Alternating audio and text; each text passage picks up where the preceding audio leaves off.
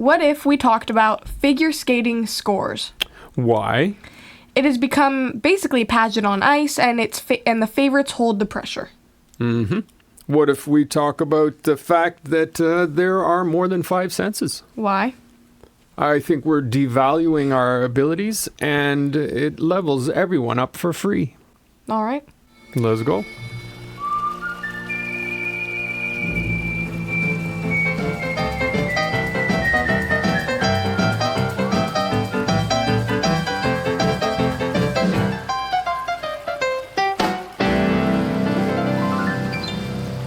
Hello, Scout. Hello, Dad. How be ye? Good. You? Pretty good, thank you. All right. You have some chatting to do about the figure skating, of which you are a stan. Yeah. So. Do you admit that you're a figure skating stan? Definitely. All right, then. I just have an appreciation for the sport. You certainly do. And the people that do it. And a deep well of knowledge. Exactly. So, what I really want to circle in on and talk about is the scoring. Because in 2022 is when I kind of started to realize, like, wow, the scoring is kind of messed up. There was this Olympic medal, she is an Olympic medalist now, but her name is Sasha Trusova, and she was promised a gold medal if she could land her 5 quads, which she did. Was she a Brazilian? No, she was Russian, Dad. She landed her 5 quads. Yeah. As promised. Mm-hmm. But because she was after one of the favorites, I guess you could say, Before. After. Because the favorite came up, not Sasha. Mm-hmm. Her name was Anna Sherbakova. That was one of the favorites. Yeah. She skated well. Really well. Really, really well. But because she was one of the favorites, the judges knew that. They took that into consideration. Yeah. Well, she's the favorite. She's good. Like, let's give her good marks, right? And then when Sasha Trusova came up, they just couldn't justify giving her more points. So she ended up in second. So that's when I kind of started to realize that the scoring was really more of a popularity contest than it was the actual talent. Now, I'm not saying that... It used to be worse. Yeah. Yeah. I have something here that says, the major problems are that judges continue to lack independence, nationalistic impulses still often prevail, apparent conflicts of interest abound, and the anonymity of the judges. Scoring has undermined effort to increase accountability and transparency according to the interviews over several months. Yeah. So all the judges' scoring is anonymous. They do have anonymity now, right, for sure. Which kind of makes it, in a sense, worse, because it means that a judge could have a favorite and bump up their scores, maybe even by like 0.5. And it really jumps them up. The judges are... they come from the countries, right? So like Russia will have judges, America will have judges, Canada will have judges, and a lot of times in figure skating, the judges are buddy with the competitors too. So there is pressure on the judges to vote for their people, no question. And some of it's probably just human psychology, right? You know somebody, you like them, you're pulling for them. How do you not give them a little extra, especially in such a subjective sport where it's kind of like, oh, that was beautiful. Well, that was more beautiful. Right. And I wanted to bring up a topic because it's, first of all, I do not support Tonya Harding whatsoever, but I did want to bring up the fact that she was an amazing figure skater, especially considering her upbringing. But I guarantee that, I know that her scoring wasn't always as high, especially in small town competitions, because her hair wasn't always done. Her costumes were handmade. Yeah, she was a bit rough around the edges. Right. For sure that would have cost her in that sport. That was my only point with that one. Yeah. But I mean, you still can't cross into that kneecapping territory. Oh, of course not. Of course not. Yeah. Yeah. And the old system was 0 to 6, and so your vote was somewhere between 0 and 6, and it wasn't anonymous. So you knew, well, okay, the Russian judge just gave the Russian a 5.9, and clearly the Russian wasn't as good as the Ukrainian or as the Japanese or the Canadian, and so it was overt. Like sometimes it was just like, whoa, now that's rigged. And then the point you made is huge, where the favorite is the favorite. It happened in this Olympics with Ilya Malinin. Like he's the favorite. They're expecting him to be amazing. That's so pressure. when the Japanese guy goes, it doesn't matter how tremendous he is. They're leaving a little bit of space because Ilya's going to be even that much better. Right. So it's a hard and any sport that's subjective to a certain extent is hard to judge, right? Because it is an opinion. Oh, they look better. Their music, I liked it better. And another thing is, I think that to a certain extent, the art of figure skating has kind of been lost. Unless you're talking about the dancing, the ice dancing. Yeah. But the actual figure skating, now they have certain jumps that you have to include in your routine. It's a lot more of the athleticism than it is the actual choreography. Definitely. And I think that also has a lot to do with it. They've tried to make it more transparent, right? They changed the scoring, like in 2004, a new system, an international system, and there's a technical element, and then the program component score, right? And the technical is the jumps, the spins, the footwork, and then the program is more of the thing where it's performance, the music, interpretation, and so they tried to make it so you could. And now we can watch on screen and we can see, okay, they get a green, they get a red, they get an orange, and you can see, oh yeah, he failed that quad, and so therefore he loses points there. But it still comes down to them sitting there in the crying zone and waiting to see what they decide the artistic merit was. The kiss and cry. The kiss and cry, yeah. Another thing I wanted to mention was Ilya Malinin, of course, I have to talk about him. Yeah. In his recent performance in the Olympics, he blew it. He just did. I mean, pressure's huge. Exactly. He's, like 20, and first Olympics ever. It's not the World Championships, it's the Olympics. I was interested to see what that program looked like done properly, like how he normally does it. Right. And so I looked at his Grand Prix free program. I mean, it's just beautiful. He made history. He landed 7 quads perfectly, backflips. Like, it was just incredible. And it really shows how the pressure of the Olympics can affect. He even said himself afterwards that he stood there just before the performance started, and it just washed over him where he was, everything. I mean, he's only 19. He's just a kid. Yeah, exactly. 20. Or 20. He's just a kid or whatever he is. Yeah, I mean, he is. That's like, right. he's young. Yeah, he's so young. I think he's actually 21, isn't he? Now that I think he about might it. be. Yeah, because part of the controversy was that was the last Olympics. A lot of people felt he should have gone, and the American Skating Federation decided, well, he's too young for the pressure. And his argument now is that, well, if I had gone then, there would have been a lot less pressure because nobody expected me to win, and I would have known how to handle this moment. Right. And he's probably right. I think he is. Because they had, for example, all the Russians that competed in 2022 were all his age. 16. Yeah. 15, 16. Yeah, for sure. So I it's think such a political sport, it really isn't it? is. It really is. It's so political. And I wanted to bring up the favorites thing again. The favorites tend to blow it a lot. Kamila, I forget her last name, but it was a Russian. Yeah. And she was the favorite to win. Everybody thought that she was going to win. And in the same the free program, she blew it. She couldn't do it. Yeah, it's a lot of pressure because it's very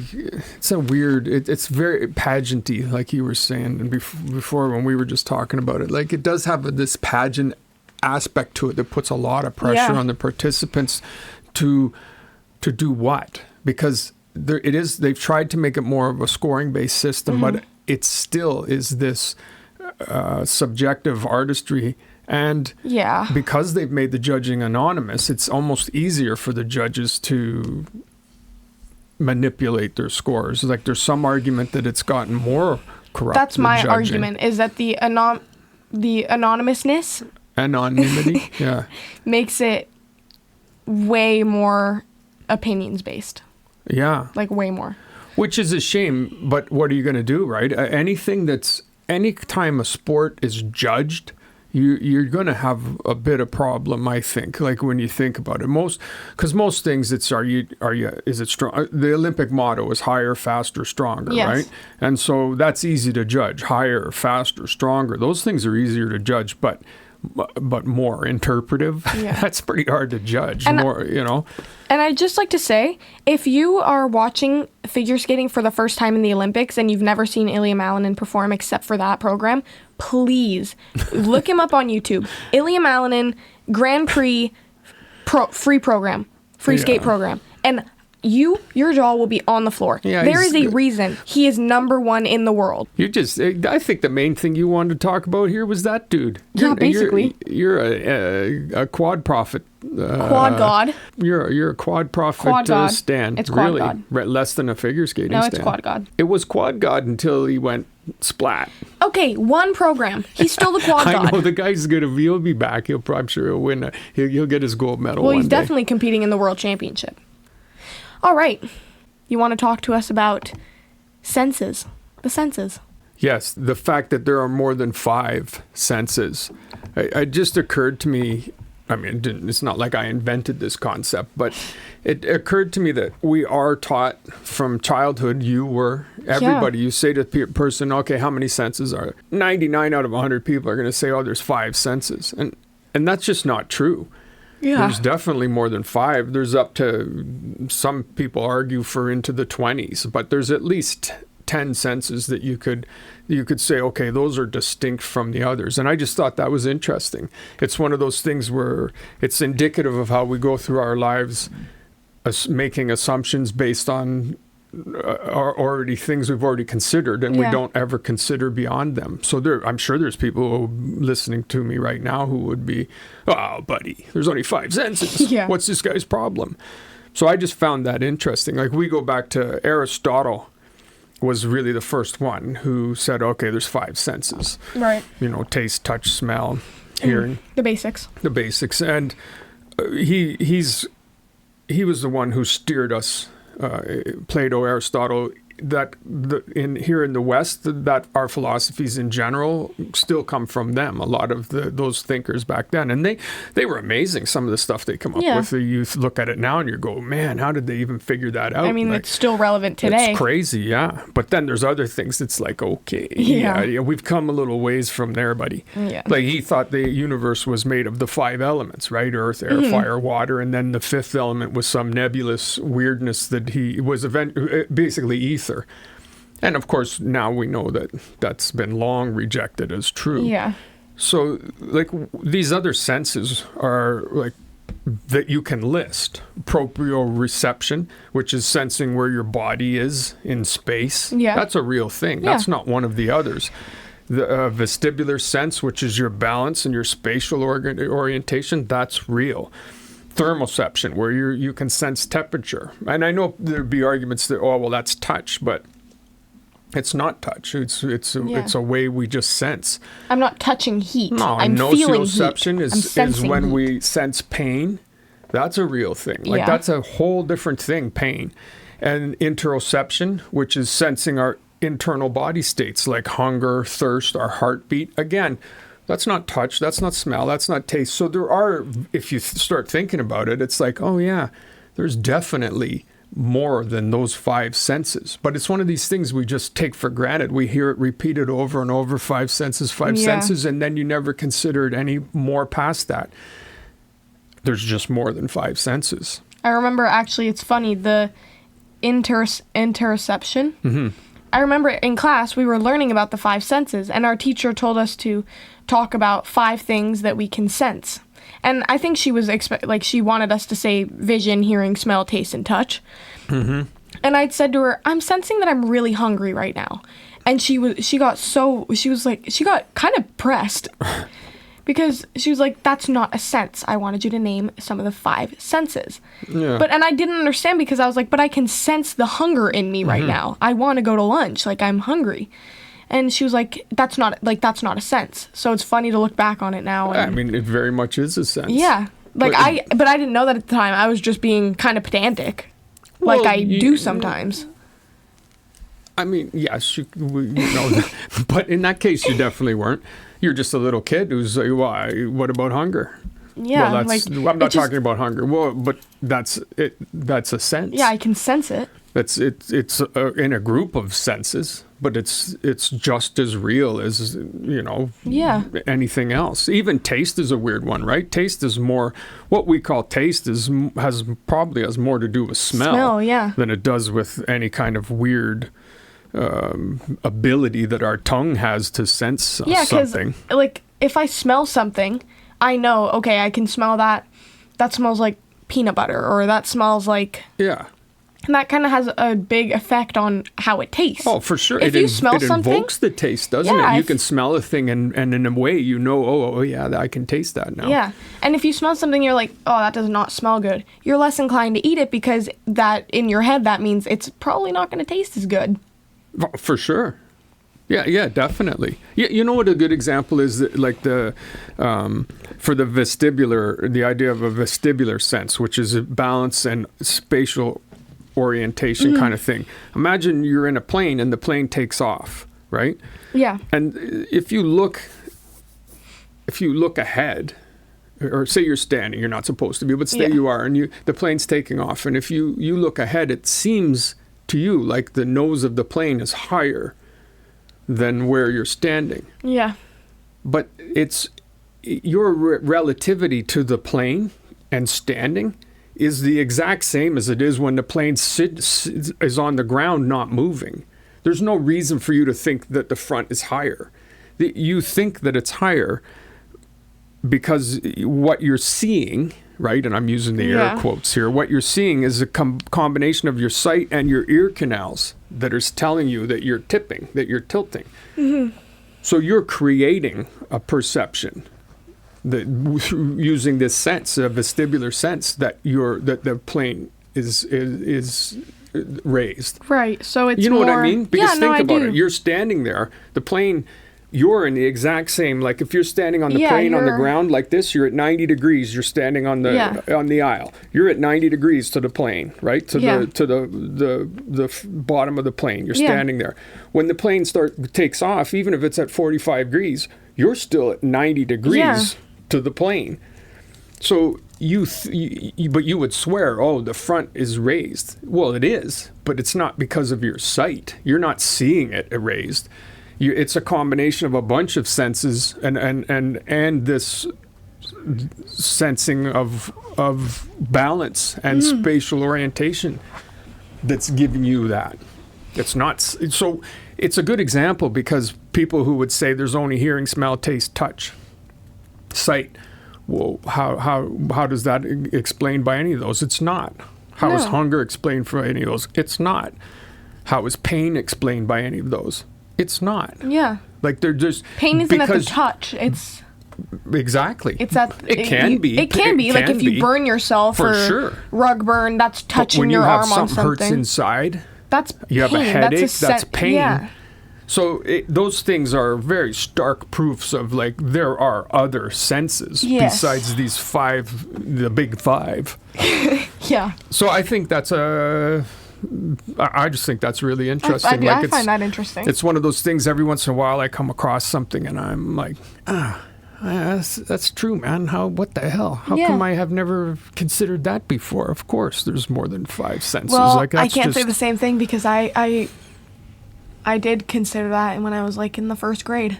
Well, you're a prodigy, man. Yeah, I know. You're an intellectual prodigy. I've been told that. So that was my thing, man. I appreciate it. Well, I appreciate you. Thank you. Yeah, you're welcome. No, thank you. You're welcome. All right, Irish.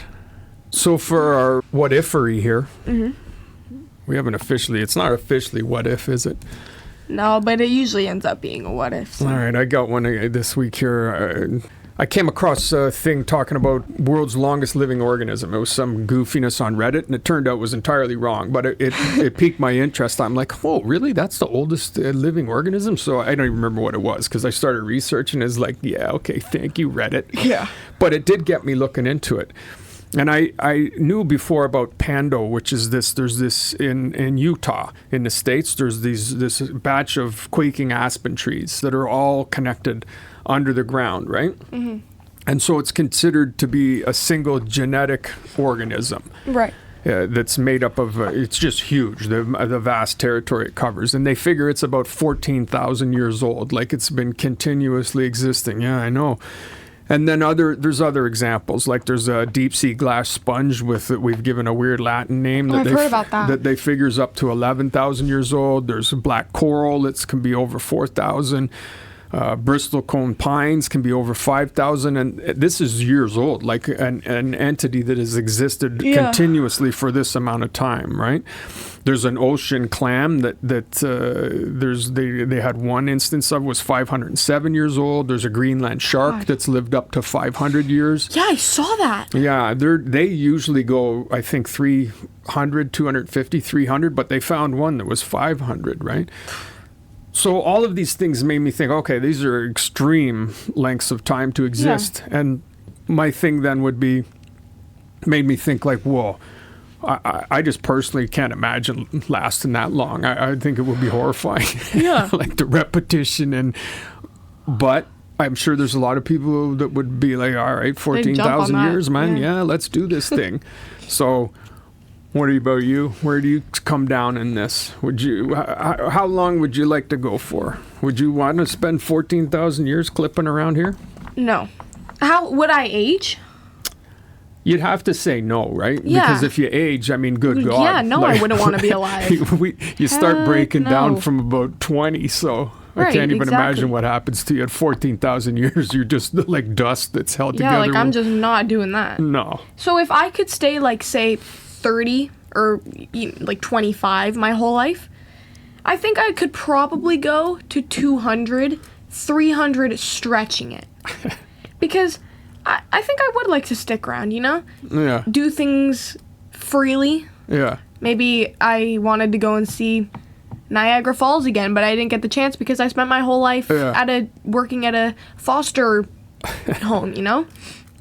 So then I feel like it would just be a really good opportunity to be able to do things that I've always wanted to do, but maybe I spent the first half of my life wasting it, and I realized that after the first 100 years, and I'm like, wow, I just wasted all my life on this. Yes, you definitely could use some of the wisdom that you'd accumulated, for sure. And then I'm like, oh, have no fear, because I can literally go and do whatever I want because I'm still here for another 200 years. Yeah. Honestly, now that the more I think about it, though, if you could guarantee that I stay healthy, I'm good for a couple of thousand, I think. It would take me at least that long to run out of things to explore and to do. Yeah, that's true. I'd get really good at some stuff. Yeah, it's true though. Like there's things now that I only put a couple of years into, and I get like pretty good at them. But then, all right, I'm not spending the rest of my life doing that. But if you had a couple of thousand years, you could be like, you know what? I'm gonna put an extra 20 into that. I'd be a doctor, a lawyer, a psychiatrist, a teacher. Well, not a lawyer. I would be a lawyer. You'd go for the law. I'd be a criminal lawyer. I'd definitely become a doctor. Like no question. Oh my God! Imagine if I had if I it's exactly what I'm saying though. It'd have to be okay. I can spend the extra 15 years. Yeah, all right, I'll do that. Yeah, exactly. Spend 15 years becoming a doctor. Maybe spend 10 being one. Sure. Hey, you know what? Actually, I want to be a lawyer now. Yeah. So then I go to law school. Not a lawyer, but become a lawyer. Spend that for like 10, 15 years. Are you sure? You're my kid, right? You sure this lawyer thing? I don't know. Yeah, being a criminal lawyer is always interesting. No offense to all lawyers out there. Criminal lawyer. Oh, all right. That's it. So you fancy yourself. Okay, I see. Well, I want to look. I've always kind of wanted to work in some sort of criminal, maybe whether it's criminal psychology. So you want to keep the gangsters on the street? No, I'd be for the... Oh, you're the prosecutor. Right. All right. You're putting them away. Or I'm going to be some sort of psychiatrist. I've always wanted to be either to work with kids, help kids be able to express themselves. Yeah. You'd be good at that. That's definitely like number 2. So you're capping out about, what are you saying, 300 years? 300 to 400 years, let's say. I think I could go a couple of thousand before I'd run out of stuff to do.